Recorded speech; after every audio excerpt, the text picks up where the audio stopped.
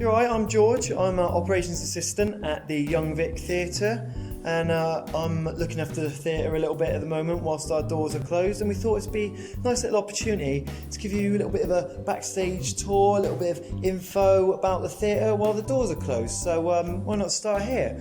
We're in the foyer, the front entrance to the theatre. Notice here some of our original tiles.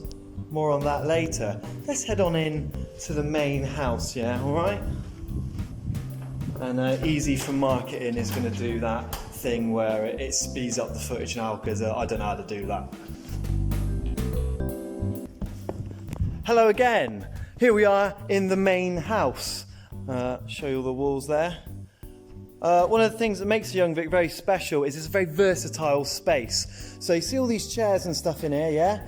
They all come out every production and it's all changed around depending on what the designer wants. Note here, that back wall, this wall here, look. It's bloody fake, look. So that's knocked up. And what we do have sometimes is the east balcony, which drops down and fits in there so we can get some more seats in if we want to do a show in the round, which we have done in the past. We've done shows in Traverse, we've done shows out of the round, Life of Galileo. You could actually sit in the middle of the theatre, and up there in the grid, more on that later, they had a planetarium that was projected over your heads and you could look up and see the stars and stuff as Galileo was talking about them. Right, up to the grid. This way we have the grid. Go through it, up this ladder. And this is the grid level. This is where all the lighting's hung. And this centre part of the grid here, which you can't see very well, actually comes out if they need to fly things in depending on the productions. The grid was added as part of the 2006 renovation where they put 2 extra floors on the main house auditorium, and it took the largest crane in Europe to get the grid in. They had to actually drop it in to place. This is the wood workshop.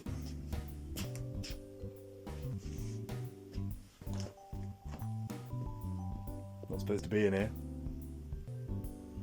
And here we have the metal workshop.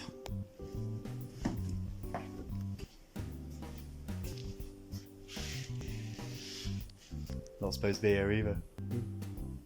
And this is Kwame's desk. I'm definitely not supposed to be here.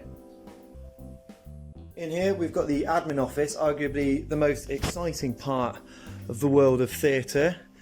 Very open plan, very light, but the best part is this staff terrace we've got out here. Look at this. Isn't that banging? Lovely. And about once a year, me and Sophie from finance do a bulb planting workshop, and you can see the tulips coming up now. There's my little bulb bed there, and fingers crossed, in a few months' time we'll have some alliums. They'd be nice. The Young Vic is on the cut, and during the Second World War the cut got really badly bombed and a lot of it was completely destroyed. The old Vic, which is just down the road there, took severe damage and they had to move residents temporarily to the Noel Coward Theatre.